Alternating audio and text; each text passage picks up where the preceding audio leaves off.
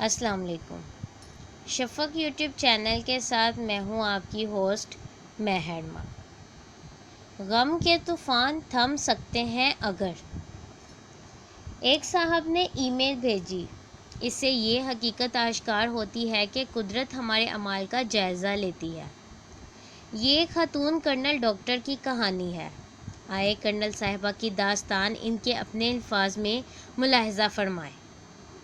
Colonel صاحبہ کا کہنا ہے، میرے والد صاحب نے دوسری شادی اس وقت کی جب میں ڈاکٹری کے تیسرے سال میں زیر تعلیم تھی اور میرے چھوٹے دونوں بھائی بالترتیب کالج اور اسکول کے آخری سال میں تھے۔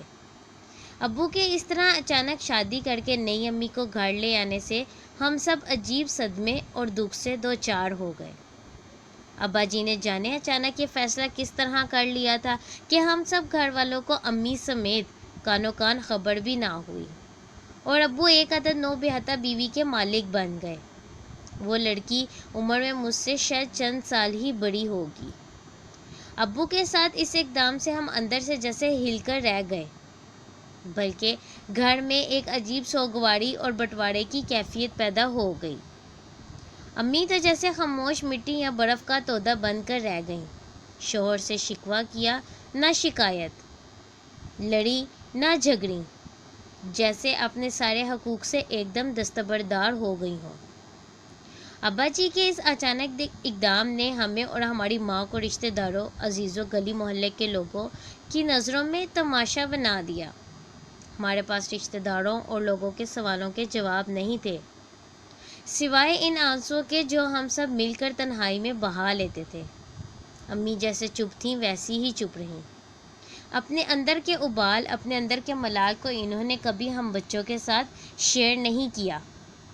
ابا جی اپنی نئی دلہن کے ساتھ اوپر والے کمرے میں شفٹ ہو گئے، اور یہ بھی غنیمت تھا کہ ابائی گھر موجود تھا اور اوپر کی منزل میں 2 کمرے بنے ہوئے تھے، ورنہ شاید ماحول اور بھی بدتر ہو جاتا۔ ہم بچوں کے ساتھ تو ابا جی کا رویہ پہلے کی طرح شفیق اور مہربان تھا، لیکن ہمیں ابا جی پتہ نہیں کیوں سیڑھیوں پر چڑھتے اترتے بیگانے لگنے لگے تھے۔ ایک غیر محسوس دیوار تھی جو ہمارے اور ان کے درمیان حائل ہو گئی تھی۔ رفتہ رفتہ یہ حادثہ، ابا جی کی دوسری شادی، ہم نے قبول کر لیا، اور اس عورت کو بھی سوتیلی والدہ کے روپ میں قبول کر لیا۔ وہ اکثر نیچے اتر آتی تھی اور ہم بچوں کے ساتھ خوب مزے کی باتیں کرتی۔ وہ عورت حسن اخلاق سے آراستہ تھی۔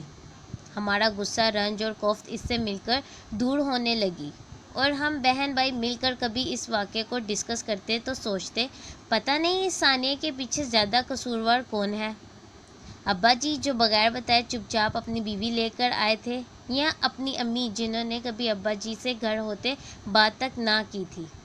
ایک عجیب سی جنگ ان دونوں کے درمیان ہم نے ہمیشہ محسوس کی تھی۔ خیر، قصہ مختصر، میں اصل قصے کی طرف آتی ہوں۔ ہم سب بچے چند سالوں میں تعلیم سے فارغ ہو گئے، اور اس دوران ابا جی ریٹائر ہو گئے۔ ریٹائرمنٹ کی جمع پونجی سے ابا جی نے ہم تینوں کی شادیاں کر دیں، اور ہم سب اپنی اپنی زندگیوں میں مگن ہو گئے۔ اس دوران ابا جی کو اللہ تعالیٰ نے مزید 3 بچوں سے نوازا، گویا ہمیں 3 عدد سوتیلے بہن بھائی اور عطا ہو گئے تھے۔ اس گھر سے ہماری شادی کے بعد جو خلا آیا تھا، اس خلا کی کمی کم از کم ابا جی نے تو ہرگز محسوس نہیں کی ہوگی۔ رہی ہماری اماں، وہ اپنے دکھ، اپنی تنہائی اپنے ساتھ ہی شیئر کرتی رہیں۔ اس نے اپنے اکیلے پن کے دکھ کو ہمارے ساتھ کبھی شیئر ہی نہیں کیا، یا ہو سکتا ہے ہماری ماں نے اپنے سینے پر صبر کی سل رکھ لی اور اپنی زبان پر خاموشی کے تالے لگا لیے ہوں۔ ابا جی ریٹائرمنٹ کے بعد معاشی طور پر پہلے کی طرح خوشحال نہیں رہے تھے۔ اوپر سے 3 چھوٹے چھوٹے بچوں کی کفالت کا بوجھ اور آن پڑا تھا۔ میں چونکہ اس وقت تک برسر روزگار تھی اور میری پریکٹس بھی خوب چل رہی تھی، میری تنخواہ اور مراعات اپنے چھوٹے دونوں بھائیوں سے زیادہ تھی۔ میرے شوہر گو پیشے کے لحاظ سے انجینئر تھے، لیکن جدی پشتی گاؤں میں کافی زمین تھی۔ ابا جی نے ایک دن اپنی معاشی پریشانی کے بارے میں مجھے آگاہ کیا۔ انہوں نے کہا کہ ان کی تنخواہ بہت قلیل ہو چکی ہے، کٹ کٹا کر محض چند ہزار روپے، جس سے پانی، بجلی گھر کا ٹیکس اور دوسرے اخراجات کا بوجھ ان سے اٹھانا ممکن نہیں رہا۔ اور رہے میرے بہن بھائی، ان کی تنخواہیں بھی سفید پوشی کا برہم رکھنے کے لیے ہیں۔ چونکہ بحیثیت ڈاکٹر میری مالی حیثیت سب سے زیادہ مستحکم ہے، اس صورت میں مجھے کچھ رقم ان کی مالی مدد کے لیے ضرور بھجوانا چاہیے۔ ایک باپ بیٹی سے مانگتے ہوئے جس طرح شرمسار اور معیوب اور دکھی سا ہو رہا ہوتا ہے، وہ دکھ میں نے اس دن ابا جی کی لرزتی ہوئی آواز میں محسوس کیا۔ میں نے ان سے کہا، آپ فکر نہ کریں، آپ نے مجھے زیور تعلیم سے آراستہ کیا، اعلیٰ تعلیم دلوائی، اتنے اخراجات اٹھائے، اور اب مجھے آپ کی خدمت کر کے خوشی ہوگی۔ اور یوں میں ہر ماہ 5 یا 6 ہزار روپے اپنی بچت کے مطابق بھجوانے لگی، اور اس طرح ان کی زندگی کی گاڑی قدرے ہمواری سے چلنے لگی۔ میرے شوہر بہت نیک انسان ہیں، انہوں نے میری رقم بھجوانے پر ذرا برابر بھی احتجاج نہیں کیا۔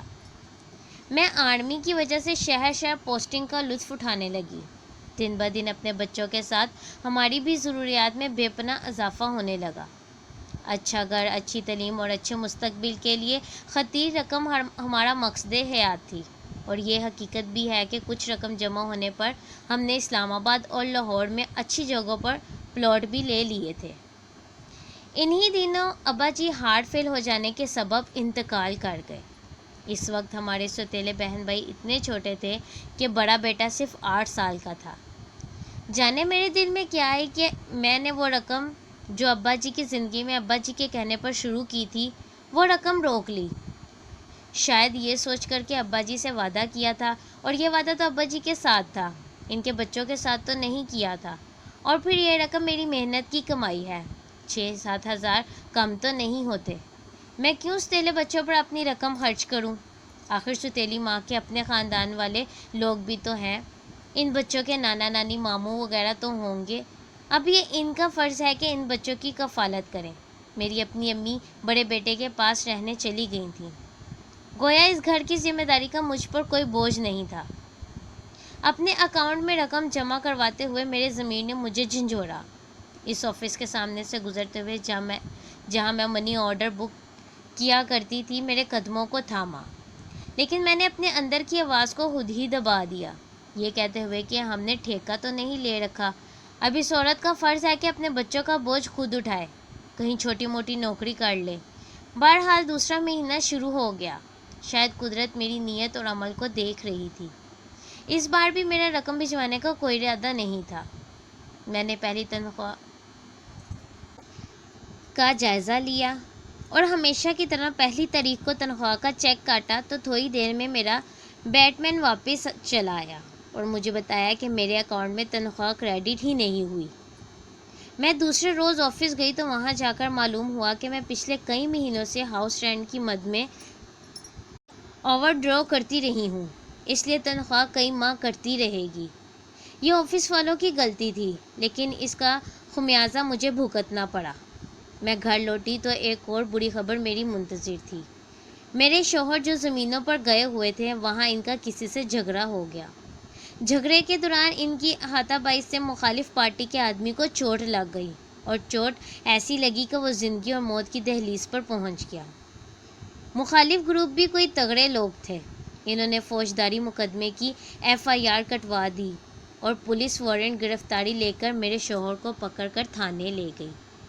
یہ خبر سن کر میرے پیروں کے نیچے سے زمین نکل گئی۔ لاکھوں روپے کے اچانک ضمانت کروانے اور پولیس کو کیس خارج کرنے اور مخالف پارٹی کے ساتھ صلح نامے اور علاج معالجے پر لگ گئے۔ میرے شوہر کی نوکری خطرے میں پڑ سکتی تھی۔ میرے گاؤں میں 10-15 دن شدید دھوپ میں اپنے شوہر کو بچانے میں لگ گئے۔ آخر خدا خدا کر کے سارے مرحلے طے ہوئے۔ گھر لوٹی تو میری چھوٹی بیٹی اچانک تیز بخار میں مبتلا ہو گئی۔ میں خود ڈاکٹر تھی، اسے CMH لے جا کر اسپیشلسٹ کو دکھایا، لیکن بچی جو صرف سال بھر کی تھی، اس کا بخار نہیں ٹوٹ رہا تھا۔ ڈاکٹر نے کچھ دوائیاں دیں اور بچی سو گئی۔ اگلی صبح مجھے ڈیوٹی جوائن کرنا تھی۔ بچی کی دیکھ بھال کے لیے گھر میں ملازمہ موجود تھی۔ پھر میں فون کر کے خیریت دریافت کر رہی تھی، لیکن 2:30 کے قریب جب میں ڈیوٹی سے واپس لوٹی تو بچی ماما ماما کہتی میری آنکھوں کے سامنے بے ہوش ہو کر گر پڑی۔ میں اسی طرح دوبارہ بھاگی، اسے کار میں لے کر ہسپتال پہنچی۔ اس لمحے اس کا بخار 104 ڈگری کو بھی کراس کر چکا تھا۔ اسے جلدی جلدی انجیکشن لگائے گئے، سر پر ٹھنڈے پانی کی پٹیاں رکھی گئیں اور بخار اتارا گیا، لیکن شام کو پھر شوٹ اپ کر گیا اور اسے دورے پڑنے لگے، لگاتار مرگی کے دورے۔ میرے خدایا، ہم سے ایسی کون سی خطا ہو گئی کہ ہمیں چاروں طرف سے تو نے غم کی آندھیوں میں گھیر لیا ہے۔ میں نماز میں روتے روتے اونچی آواز سے دعا مانگتے ہوئے اللہ تعالیٰ سے پوچھ رہی تھی، ذات کریم سے شکوہ گناہ تھی۔ تبھی ذہن میں ایک خیال دھماکے کی طرح پھٹا اور میری روح تک زخموں سے چور ہو گئی۔ میں نے ایک خطا کی تھی، ایک جرم مجھ سے سرزد ہوا ہے کہ میں نے اپنے والد صاحب سے کیے وعدے سے انحراف کیا ہے۔ میں نے اپنے ستیلے بہن بھائیوں کو پیسے نہیں بھجوائے۔ جانے دودھ پیتے بچے کیسے بھلکتے ہوں گے، وہ ماں ان کے کھانے کا خرچہ کیسے پورا کرتی ہوگی۔ اللہ تعالیٰ کی پکڑ کے احساس نے مجھے جھنجھوڑ ڈالا تھا۔ میں معافی کے لیے دوبارہ اللہ تعالیٰ کے حضور جھک گئی۔ میں نے یتیم بچوں کے 8-10 ہزار روکے تھے اور میرے 5-6 لاکھ روپے لگ گئے تھے۔ میری بیٹی زندگی اور موت کی کشمکش میں مبتلا ہو گئی تھی، حتیٰ کہ دورے پڑنے لگے تھے۔ میاں کی نوکری جانے لگی تھی، اگر وہ بندہ مر جاتا تو سیدھا قتل کا کیس بن جانا تھا۔ ایک کے بعد ایک دکھ اور آزمائش کے سلسلے نے میرے اوسان خطا کر دیے تھے۔ اگلی صبح سب سے پہلے کام میں نے یہ کیا کہ اپنے ستیلے بہن بھائیوں کو رقم بھجوائی، بلکہ پچھلے ماہ کا بھی حساب کر کے ڈبل پیسے بھجوائے۔ چند دن بعد مجھے دفتر سے اطلاع آ گئی کہ آپ کی تنخواہ بحال کر دی گئی ہے، اب یہ رقم تنخواہ سے آہستہ آہستہ کٹوتی کر لیں گے۔ بیٹی کو اللہ تعالیٰ نے شفا یاب کر دیا اور دوبارہ الحمدللہ اسے مرگی کے دورے کبھی نہیں پڑے۔ شوہر کے ساتھ مخالف پارٹی کی صلح پائیدار ثابت ہو چکی ہے۔ آج میں جو بھی کماتی ہوں اس میں میرے ستیلے بہن بھائیوں کے علاوہ ناداروں، غریبوں اور ضرورت مندوں کا بھی حصہ ہوتا ہے۔ اللہ تعالیٰ کے فضل سے میری کمائی میں بہت برکت ہے اور میں سوچتی ہوں یہ برکت، یہ فضل و کرم، یہ ریل پہ صرف اسی وجہ سے قائم ہے۔ میں اللہ تعالیٰ کے بندوں پر خرچ کر رہی ہوں۔ میرے ستیلے بہن بھائی بہت اچھے ہیں۔ ستیلی والدہ بہت نیک اور باہمت خاتون ہے۔ میں ان کی زندگی کے ہر مرحلے پر ان کی مدد کرتی رہوں گی، جیسے کہ ایک سگا باپ بچوں کی کرتا ہے۔ یہ میری ڈیوٹی ابا جی لگا کر گئے تھے اور اس ڈیوٹی کے انجام دہی میں ہی میری نجات اور میری ساری خوشیاں مضمر ہیں۔ خدا اپنے ذمہ ہرگز قرض نہیں رکھتا، وہ 1 کو 10 اور 10 کو 100 کرنے پر قادر ہے۔ بادشاہوں کو گدا اور گداؤں کو تخت نشین کر سکتا ہے۔ ہم گزشتہ نصف صدی سے دیکھتے چلے آ رہے ہیں کہ خدا نے کس طرح جیل میں پڑے لوگوں کو تخت کا وارث بنایا اور ہمیشہ اقتدار میں رہنے والے کا دعویٰ کرنے والوں کو ذلت و رسوائی کا نشان بنا دیا۔ دولت پر کسی کی مستقل اجارہ داری نہیں۔ روپیہ پیسہ یقیناً ہاتھوں کی میل ہے، جو اس پر جتنا مرتا ہے وہ اس کو اتنا ہی زیادہ پریشان کرتا ہے۔ جائز طریقے سے دولت کمانے میں کوئی قباحت نہیں۔ خدا کا حصہ اس میں سے نکالتے رہیں تو خدا کی خدائی میں تو کوئی فرق نہیں پڑے گا۔ یہ سب اپنی آخرت اور عاقبت کے لیے کرنا ہے، جس کا فائدہ جہان فانی میں بھی ہے۔ ملک عزیز میں بے شمار ادارے زکوٰۃ و خیرات پر چل رہے ہیں۔ یقیناً خدا اپنے اوپر قرض نہیں رکھتا، جس کی راہ میں دیا جاتا ہے اسے کئی گنا زیادہ کر کے لوٹا دیتا ہے۔ آخر میں ارشاد باری تعالیٰ ملاحظہ فرمائے، تم نے جو کچھ خرچ کیا ہو، جو نظر بھی مانی ہو، اللہ تعالیٰ کو اس کا علم ہے اور ظالموں کا کوئی مددگار نہیں ہے۔ اپنے صدقات اعلانیہ دو تو یہ بھی اچھا ہے، لیکن اگر چھپا کر حاجت مندوں کو دو تو یہ تمہارے حق میں بہتر ہے۔ تمہاری بہت سی برائیاں اسی طرز عمل سے محو ہو جاتی ہیں، اور جو کچھ بھی تم کرتے ہو اللہ عز و جل کو ہر حال میں اس کی خبر ہے۔ سورۃ البقرہ کی آیات۔